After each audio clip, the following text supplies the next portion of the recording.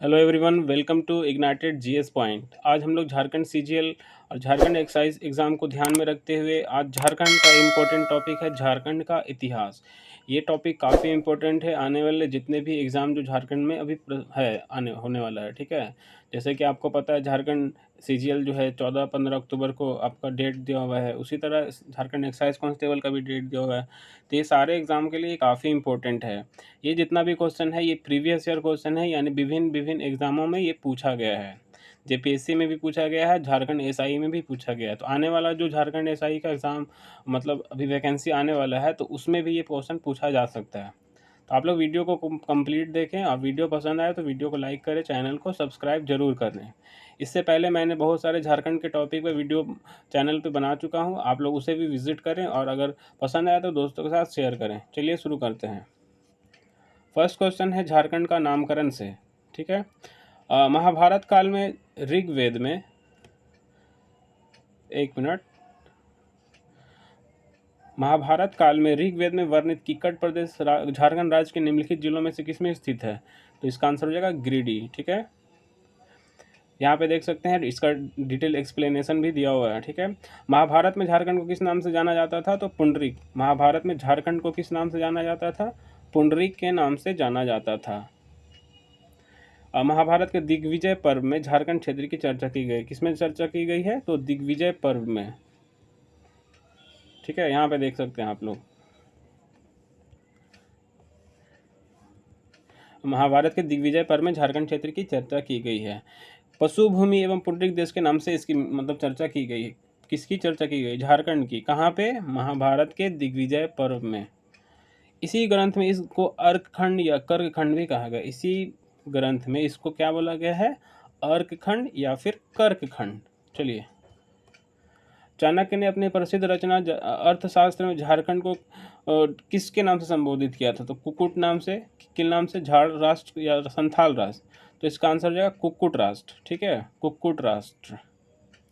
अब यहाँ पे एक लिस्ट भी दिया हुआ है। कौटिल्य का अर्थशास्त्र में किस नाम से जाना गया है? तो कुक्कुट या कुक्कुट देश। टॉलमी के द्वारा मुंडल, फाहयान के द्वारा कुक्कुटलाड और हेनसंग के द्वारा कीना सुफालन। ठीक है, अब इसको आप लोग याद कैसे रखेंगे, क्योंकि बहुत कंफ्यूजिंग है, याद नहीं रहता है।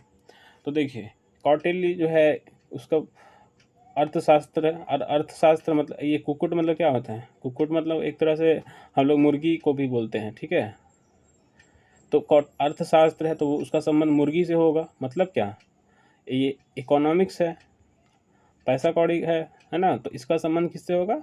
मुर्गी से। तो इसको ऐसे याद करेंगे। ठीक है, और देखिए टॉलमी, टॉल है कौन? मुंडा टॉल है। ठीक है, ऐसे याद रखेंगे। ये फाहियान है, तो फाहियान जो है ना, इसको बहुत लाड प्यार मिलता है। ठीक है, फाहियान को बहुत लाड प्यार मिलता है। फाहियान एक लड़का का नाम। ये साउंड एक कैसा आ रहा है? देखिए, फाहियान एक साउंड कैसा आ रहा है? फरहान का जैसा साउंड आ रहा है ना। तो फरहान को बहुत लाड प्यार मिलता है। कहाँ पे? झारखंड में। उसके बाद देखिए हेन सॉन्ग। हेन सॉन्ग को कैसे याद रखेंगे? तो यहाँ पे देखिए सॉन्ग यानी कि सॉन्ग है, तो सॉन्ग हम लोग कैसे गाते हैं? सा रे गा मा पा धा नि सा। याद आ रहा है ना आपको? तो यहाँ पे इस तरह का एक देखिए, किलो सू फा लन, यानी ये एक सॉन्ग है, चाइनीज सॉन्ग। इसको ऐसे याद रखेंगे। ठीक है, ये एक तरह से याद करने का ट्रिक है, सिर्फ आपको याद करना है। ठीक है, आपको इसमें लेक्चर नहीं देना है, इसलिए मैं बस याद कराने का तरीका बता रहा हूँ। ठीक है, चलिए नेक्स्ट है, संथाल परगना क्षेत्र को अति प्राचीन काल में क्या कहा जाता था? तो संथाल परगना क्षेत्र में अति प्राचीन काल में क्या कहा जाता था? तो इसे कहा जाता था नारी खंड। ठीक है, नारी खंड कहा जाता था। चलिए नेक्स्ट देखते हैं, इसका डिटेल यहाँ पे देख सकते हैं। नारी खंड भी कहा जाता था, बाद में इसको कंकजोल भी कहा जाने लगा। ठीक है, कंकजोल और नारी खंड दोनों कहा जाता था। ठीक है, ऑप्शन में दोनों आए तो दोनों उसी हिसाब से करेंगे। ठीक है, और अगर कंकजोल आए तो कंकजोल करेंगे। मुगल काल के दौरान झारखंड राज्य को क्या कहा जाता था? तो क्या कहा जाता था मुगल काल में? तो कुकरा कहा जाता था। ठीक है, कुकरा। यहाँ पे एक लिस्ट है, मुगल काल में क्या कहा जाता था? कुकरा कहा जाता था। तुर्की जहांगीरी में खोखरा कहा जाता था, अकबरनामा में कोकरा और आईने अकबरी में खंकरा। ठीक है, अकबरनामा में कोकरा मुगल काल में कुकरा, यानी एक तरह से आप देख सकते हैं यहाँ सारा वर्ड कहीं ना कहीं एक दूसरे से मैच कर रहा है, साउंड में, ठीक है। चलिए, मुगल काल के दौरान झारखंड क्षेत्र डैश के नाम से जाना जाता था, तो किसके नाम से जाना जाता था? कुकरा के नाम से। अभी हम लोग ऊपर देख रहे थे, यहाँ पे देखिए, ठीक है। उसके बाद देखिए, पुरातात्विक स्रोत के आधार पर अब हम लोग यहाँ पे बात करेंगे, ठीक है। दलमी एक पुरातात्विक स्थल निम्न में से किस नदी के तट पर स्थित है? दलमी किस नदी के तट पर स्थित है? तो यहाँ पे इसका आंसर हो जाएगा सी, ठीक है। डी, इसका डी भी हो सकता है, सी भी हो सकता है, ठीक है। पर देखिए यहाँ पे यहाँ देखिए, धनबाद जिला बौद्ध धर्म का एक महत्वपूर्ण केंद्र था। यहाँ के दलमी और बुद्धपुर में अनेक बौद्ध स्मारक भी देखे जा सकते हैं। पुरातात्विक स्थल स्वर्णरेखा नदी के उत्तरी तट पर स्थित है, ठीक। कहाँ पे स्थित है? तो जो उत्तरी तट है, यहाँ पे देखिए, स्वर्णरेखा नदी के उत्तरी तट पर यहाँ यह स्थान जो है दियापुर दलमी के नाम से भी जाना जाता है। धनबाद जिले के स्थित बुद्धपुर कंसाई नदी, कौन सा नदी यहाँ पे पूछा जाएगा?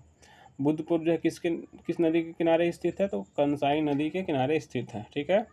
यह एक प्राचीन मंदिर है जिसका क्या नाम है? तो बुद्धेश्वर मंदिर, ठीक है। चलिए, तो ये काफ़ी एक्सप्लेनेशन है और यहाँ से बहुत सारा क्वेश्चन अभी आने वाले एग्जाम में भी आ सकता है, ठीक है। तो आप इसे ध्यान रखेंगे। नेक्स्ट क्वेश्चन है, बर्फ आयु की गहरी भूमिगत गुफा में पाया गया क्या? यहाँ पे देखिए, इसको गांव भी काफ़ी फेमस है, ठीक है। देखिए, इसको गांव के बारे में आप लोग देखते, इसको गांव कहाँ पे है? हजारीबाग में, ठीक है। यहाँ पे बर्फ आयु की मतलब कि ये फ्रिजिड जोन, मतलब कि आप समझ सकते हैं जब पहले धरती बना था, पृथ्वी बना था, तो उस टाइम क्या था? बर्फ का था उस टाइम। गहरी भूमिगत गुफा स्थित है, इसको से आदि मानव द्वारा निर्मित चित्र, खुला सूर्य मंदिर एवं शैल चित्र दीर्घ की अवशेष प्राप्त हुए हैं। तो ये सारा कहाँ पे मिला है? तो इसको गांव कहाँ पे है? हजारीबाग में, ठीक है। चलिए, शुरुआती पत्थर की उम्र से तांबा के बर्तन और उपकरण के प्रमाण कहाँ पे मिला है? तो ये मिला है कररबाड़ी या और बरगुंदा, कररबाड़ी और बरगुंदा, ठीक है। यहाँ से क्या मिला है? पत्थर, देखिए, पत्थर की उम्र से तांबा, मतलब पाषाण काल का तांबा का बर्तन मिला है, ठीक है, और उपकरण मिला है। यहाँ पे डिटेल है, झारखंड का इतिहास पाषाण काल से आरंभ होता है। ये देखिए क्वेश्चन, ये कहाँ पे पूछा गया है? तो झारखंड एसआई का एग्जाम में, ठीक है। झारखंड के करारबाड़ी और बरगुंदा से शुरुआती पत्थर की उम्र से तांबा और के बर्तन और उपकरण प्राप्त हुए हैं, ठीक है। नेक्स्ट देखते हैं, असुरा साइट्स। झारखंड में पाए जाने वाला राष्ट्रीय महत्व के स्मारकों स्थलों में से कौन सा इलाके में स्थित नहीं है? असुरा साइट्स, ठीक है। तो यहाँ पे देखिए, झारखंड के राष्ट्रीय महत्व के स्मारकों स्थलों में प्रमुख स्थान रखने वाला असुरपुरा स्थल यानी असुरा साइट्स कहाँ? हंसा, कुंजाला, खुंटी टोला एवं सारीद कला है, ठीक। कौन कौन सा है? हंसा, कुंजाला, खुंटी टोला एवं सरीद कला है। इनके रख रखाव का जिम्मेदारी किसका है? तो भारतीय पुरातत्व सर्वेक्षण विभाग, क्योंकि आपको पता है कि जितना भी ऐतिहासिक स्मारकों को संरक्षण का जो जिम्मा है वो किसको मिला है? भारतीय पुरातत्व सर्वेक्षण विभाग को, ठीक है। रांची, खूंटी, लोहरदगा, हजारीबाग, चाईबासा आदि में अनेक असुर साइट्स हैं। खूंटी जिले में स्थित कुथार टोली कहाँ पे है? खूंटी जिला में, ठीक है। कुंजला, सरीद केला, कठार टोली एवं हंसा को संरक्षित स्मारक घोषित किया जा चुका है। तो यहाँ पे इम्पोर्टेंट जो है मैं सिर्फ उसको बता देता हूँ, ठीक है। खूंटी तमाड़ रोड पर तजनी नदी के तट पर स्थित है ये सारा। इसकी खोज कब हुआ था? तो 1915 में। कौन किया था? एस.सी. राय ने किया था, ठीक है। चलिए और देखते हैं, हजारीबाग के उत्तर की ओर झारखंड में निम्न में से कौन से स्थान बौद्ध धर्म विरासत के अवशेष का दावा करते हैं? मतलब कि हजारीबाग का उत्तर में झारखंड में ही स्थित है वो, तो वो कौन सा धर्म विरासत के अवशेष प्राप्त का, मतलब वहाँ पे धर्म अवशेष मिला है, बौद्ध धर्म का अवशेष मिला है? तो ईट खोरी, ठीक है, ईट खोरी। अब देखिए यहाँ पे इतना सारा फैक्ट, यहाँ पे बहुत सारा फैक्ट निकल सकता है, ठीक है। भगवान बुद्ध का झारखंड से सीधा संपर्क था या नहीं कहना कठिन है, लेकिन अपने 45 वर्ष के परिभ्रमण काल में वे संभवतः झारखंड भी आए थे, जिसके कारण इस क्षेत्र में भी बौद्ध धर्म का खूब प्रचार प्रसार हुआ। झारखंड में अनेक स्थानों पर बौद्ध धर्म से जुड़े अवशेष बिखरे पड़े हैं, जिनमें चतरा जिला, ठीक है, चतरा जिला का कौन सा जगह, ईटखोरी है। ईटखोरी अब बौद्ध साइट बनने जा रहा है। यह 3 बौद्ध स्तूप सहित अनेक बौद्ध अवशेष मिले हैं। यानी कि ईटखोरी क्यों फेमस है, तो बौद्ध साइट वहाँ पे मिला है। बौद्ध साइट मतलब वहाँ पे 3 स्तूप मिला है, ठीक है। आने वाले समय में यह गया के बाद सबसे बड़ा बौद्ध केंद्र बन सकता है। ये भी इम्पोर्टेंट फैक्ट है, ठीक है, करंट अफेयर की दृष्टि से। चलिए नेक्स्ट है क्वेश्चन यहाँ पे, चंदन शहीद पहाड़ी पर अनेक शिलालेख झारखंड के निम्नलिखित जिले में से किस में मिला। तो ये क्वेश्चन विवादित है, इसका ऑप्शन, तो इसका हम लोग डायरेक्ट एक्सप्लेनेशन देखते हैं, ठीक है। यहाँ पे देखिए, चंदन शहीद पहाड़ी बिहार के सासाराम में स्थित है। इस पहाड़ी पर ब्राह्मी लिपि में लिखा गया सम्राट अशोक का शिलालेख है। किसका लिखा है, सम्राट अशोक का, किस लिपि में, ब्राह्मी लिपि में, ठीक है। इस शिलालेख को लगभग 2300 वर्ष पूर्व सम्राट अशोक ने अपने बौद्ध धर्म के प्रचार प्रसार के लिए लिखवाया था। किसने लिखवाया था, अशोक ने। चलिए नेक्स्ट देखते हैं, निम्नलिखित साइटों में कौन सा झारखंड के एक ताम्र पाषाण साइट से संबंधित नहीं है। तो कुनार हो जाएगा। बाकी तीनों करहरबाड़ी, बदम और रामगढ़ ये किससे संबंधित है, ताम्र पाषाण से। कुनार संबंधित नहीं है। चलिए नेक्स्ट देखते हैं, इसका डिटेल एक्सप्लेनेशन यही है, ठीक है। नेक्स्ट है, संभावित भूमिगत कोशिकाओं और मार्ग के साथ बरादरी इमारतों के अवशेष निम्नलिखित स्थानों में किसमें स्थित है। ये क्वेश्चन पूछा गया है IRB 2017 या फिर TGT एग्जाम, दोनों में पूछा गया है, ठीक है। तो यहाँ पे बोला जा रहा है कि बरादरी इमारतों के अवशेष निम्नलिखित स्थानों में किसमें स्थित है। तो इसका आंसर हो जाएगा अर्जी, मुकीमपुर, संथाल परगना, ठीक है। तो ये आप देख सकते हैं, संभावित भूमिगत कोशिकाओं और मार्गों के साथ बारादारी इमारतों के अवशेष अर्जी, मुकीमपुर, संथाल परगना में स्थित है। ये कहाँ पे स्थित है, अर्जी, मुकीमपुर, तो संथाल परगना में, ठीक है। नेक्स्ट है, सिंहभूम में खुदाई के दौरान निम्न में से कौन सा पाया गया, क्या पाया गया है। तो रोमन सिक्के पाए गए हैं। कहाँ पे पाया गया है, सिंहभूम में, ठीक है। देखिए, रोमन साम्राज्य के सिक्के सिंहभूम से पाए गए हैं। कहाँ से पाया गया है, सिंहभूम से, ठीक है। जबकि इंडो सीथियन सिक्का कहाँ मिला है, तो चाईबासा में मिला है, ठीक है। आप लोग इतना सारा फैक्ट को याद रख लेंगे तो ज़रूर, मुझे उम्मीद है कि यहीं से क्वेश्चन आएगा, ठीक है। देखिए, झारखंड SIPT में पूछा गया था, ये 2017 में जो एग्ज़ाम हुआ था, ठीक है। चलिए नेक्स्ट देखते हैं, कुषाण सम्राट कनिष्क के सिक्के झारखंड के डैश जिले में प्राप्त हुए। कहाँ प्राप्त हुआ था, तो रांची में प्राप्त हुआ। कहाँ, रांची में। रांची में किसका प्राप्त हुआ है, तो कुषाण सम्राट कनिष्क का, क्योंकि आपको पता है कि कनिष्क किस वंश का शासक था, तो कुषाण सम्राट था वो। उसका सिक्का कहाँ पे मिला है, तो रांची में मिला है, ठीक है। इससे पता क्या चलता है कि कनिष्क का जो प्रभाव था वो झारखंड में था। इसको गुफाएं, ये तो हम लोग अभी देख चुके थे पहले, तो इसके बारे में फिर से यहाँ पे डिटेल में दिया हुआ है, ठीक है। देखिए यहाँ पे इंपॉर्टेंट फैक्ट मैं बता देता हूँ। इस गुफा के चट्टानों पर कौन सी चित्रकला है, तो कोहबर चित्रकला, ठीक है, जिसे रॉक पेंटिंग भी कहा जाता है। यहाँ पे भूल भुलैया जैसी आकृति भी मिली हुई है, ठीक है। चलिए, झारखंड के इतिहास के शुरुआत कब से मानी जाती है, कब से माना जाता है, तो मेसोलिथिक युग से माना जाता है। ये क्वेश्चन पूछा गया था पंचायत सेक्रेटरी 2018 में, ठीक है।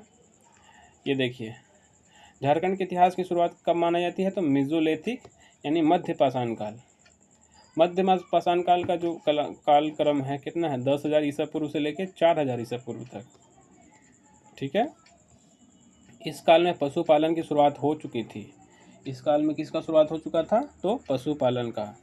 झारखंड में इस काल के अवशेष दुमका से मिला है, पलामू से मिला है, धनबाद, रांची, पूर्वी सिंहभूम, पश्चिमी सिंहभूम आदि से मिल चुका है, ठीक है।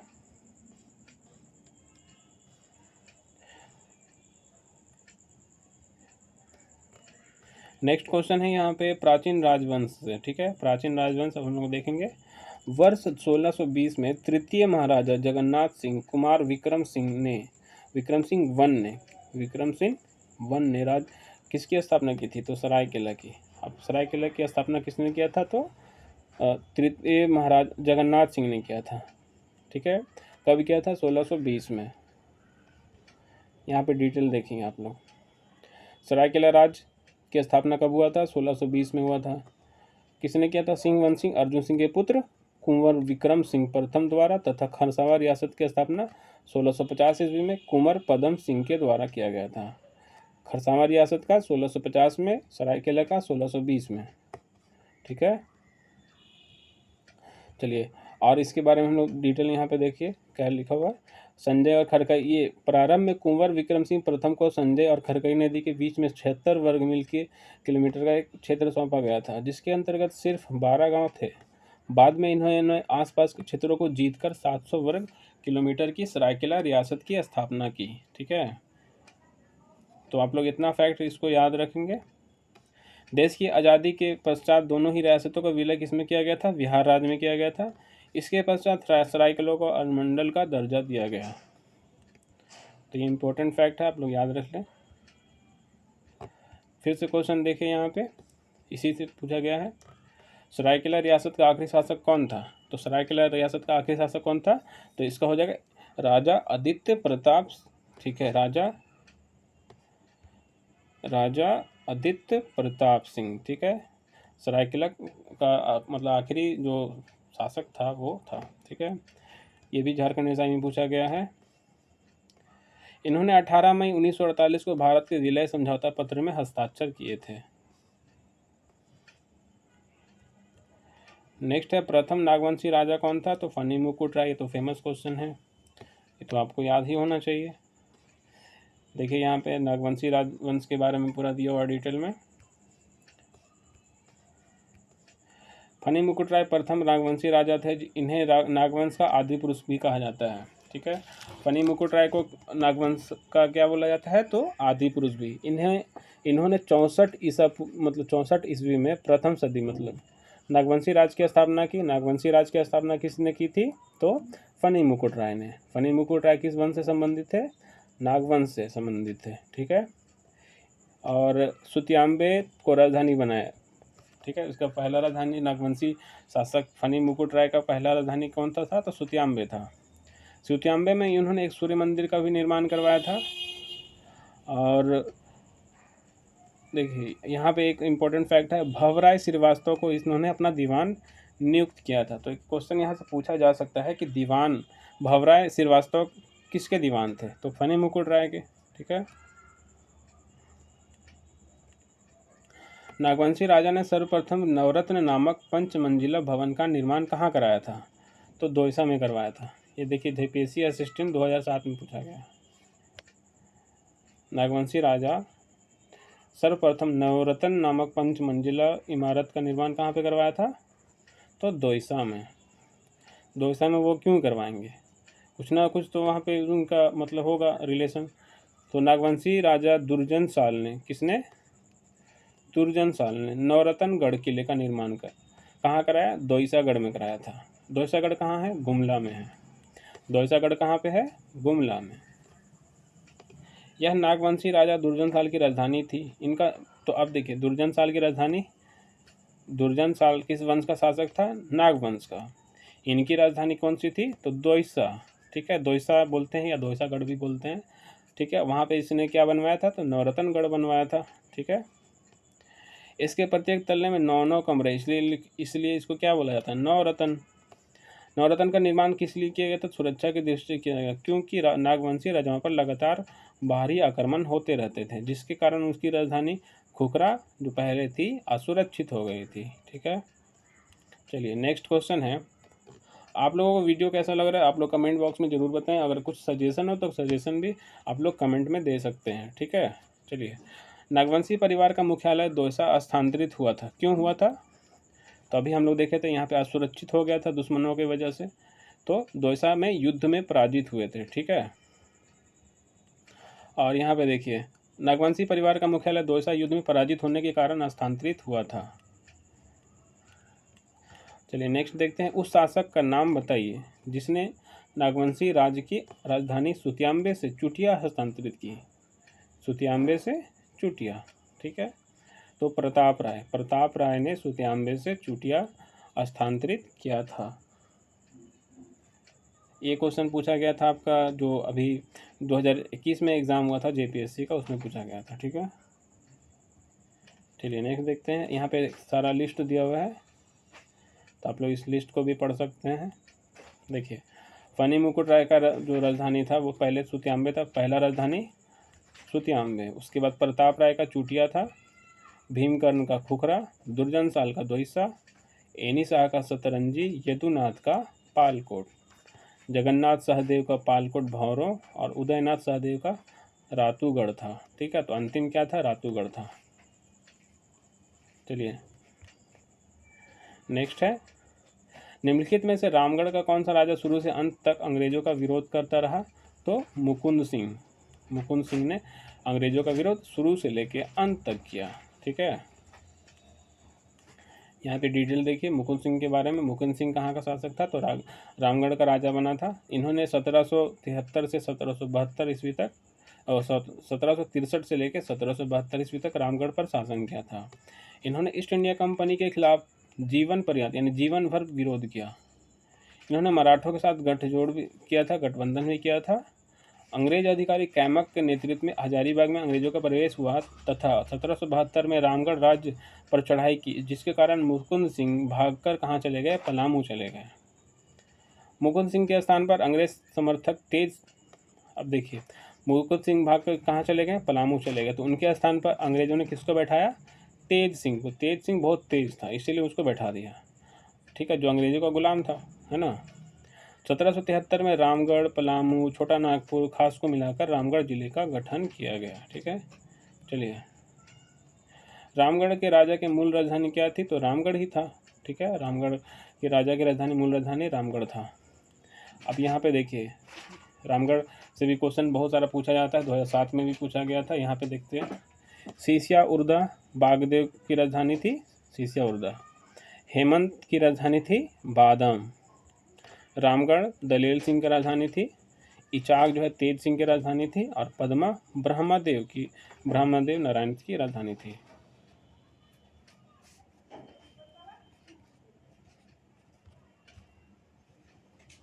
नेक्स्ट क्वेश्चन है, झारखंड के किस स्थान को प्राचीन काल में हरित कीवाना नाम से जाना जाता था?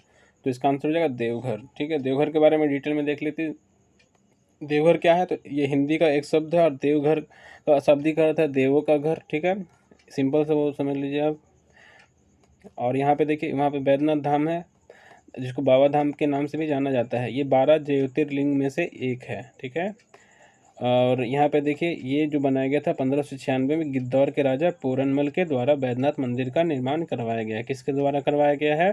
तो गिद्धौर के राजा, किसके राजा? गिद्धौर वंश के राजा पूरनमल के द्वारा। कब करवाया गया है बैद्यनाथ मंदिर का निर्माण? तो 1596 को। ठीक है, चलिए नेक्स्ट देखते हैं, प्राचीन काल में किसे राजा कटंग देव द्वारा शासित कैसरपुर परगना के नाम से जाना जाता था? क्वेश्चन यहाँ पे क्या पूछा जा रहा है कि प्राचीन काल में राजा कटंग देव द्वारा शासित कैसलपुर परगना, यानी कि कैसलपुर परगना किसके द्वारा शासित था? तो राजा कटंग के द्वारा। ठीक है, तो ये किसके नाम से जाना जाता है अभी वर्तमान में? तो सिमडेगा के नाम से जाना जाता है। आपको पता है कि सिमडेगा जो है कहाँ पे है? तो सिमडेगा का देख लीजिए, मैं मतलब ऐसे ही मैं बता देता हूँ। तो यहाँ पे है सिमडेगा। ठीक है, चलिए सिमडेगा के बारे में और भी डिटेल यहाँ पे दिया हुआ है। सिमडेगा पूर्व कैसलपुर, मतलब सिमडेगा को पहले क्या बोला जाता था? तो कैसलपुर बीरूगढ़ परगना का साम्राज्य था। ठीक है, जिस पर ब्रिटिश औपनिवेशिक युग के दौरान भी सदियों तक गजपति साम्राज्य के गजपति शाही परिवार के राजा गंगा वामसी का शासन था। गजपति शाही परिवार वर्तमान में भी सिमडेगा से 11 किलोमीटर की दूरी पर स्थित बीरू या बीरूगढ़ में रहता है। उतना इम्पोर्टेंट नहीं है, यहाँ पे सिर्फ देख लीजिए आप लोग। ठीक है, ईसाई मिशनरियों विशेष रूप से सोसाइटी ऑफ जीसस ने इस क्षेत्र में कई स्कूल, चलिए ये स्किप करते हैं इसको, ये कोई फ़ायदा नहीं है इसको पढ़ने से। चलिए जैन धर्म के बारे में क्वेश्चन यहाँ पे देख लीजिए। जैनियों ने 23वें तीर्थंकर पार्श्वनाथ डैश जिले में शिखर जी पर मोक्ष प्राप्त हुआ। कहाँ प्राप्त हुआ है? तो शिखर जी पर। कहाँ पे स्थित है शिखर जी? तो यह है गिरिडीह में। ठीक है, और यहाँ पे देखिए आप लोग, जैन धर्म के 23वें तीर्थंकर, जैन धर्म के 23वें तीर्थंकर का नाम क्या था? पार्श्वनाथ।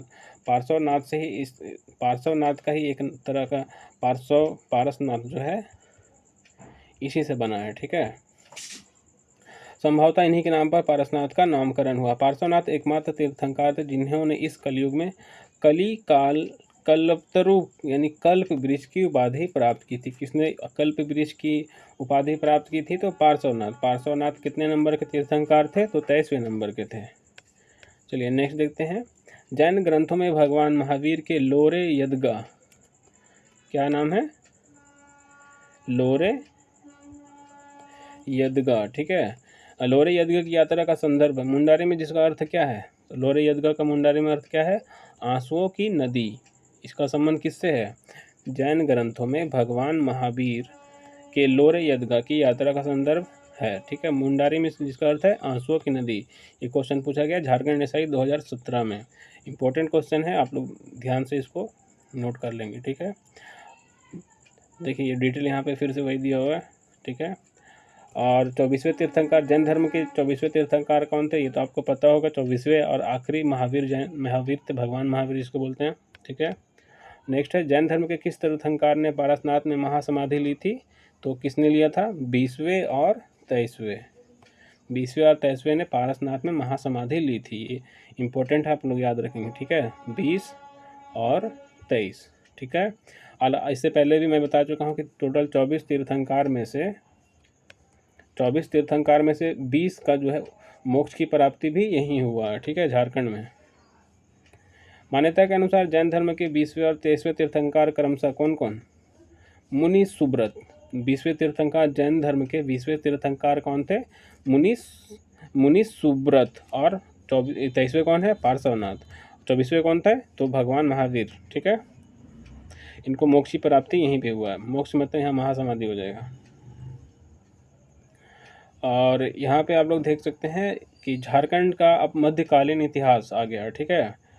तो मध्यकालीन, अब यहाँ से जो मैं है क्वेश्चन जो है नेक्स्ट वीडियो में, मतलब इसका ज़्यादा वीडियो लंबा हो जाएगा, इसलिए मैं लंबा ना करके अब इसी को फिर से कंटिन्यू करूँगा इसका सेकंड पार्ट में, ठीक है। तो अब इस वीडियो को यहीं तक एंड करते हैं और इसका सेकंड पार्ट मैं जल्द ही अपलोड कर दूंगा, ठीक है। आप लोगों से रिक्वेस्ट है कि वीडियो को लाइक करें, चैनल को सब्सक्राइब जरूर करें, ठीक है। वीडियो को थोड़ा सा देख के जाने वाले का कोई फ़ायदा नहीं है। आप लोग अगर अंत तक देखे हैं तो आपको ज़रूर फ़ायदा होगा।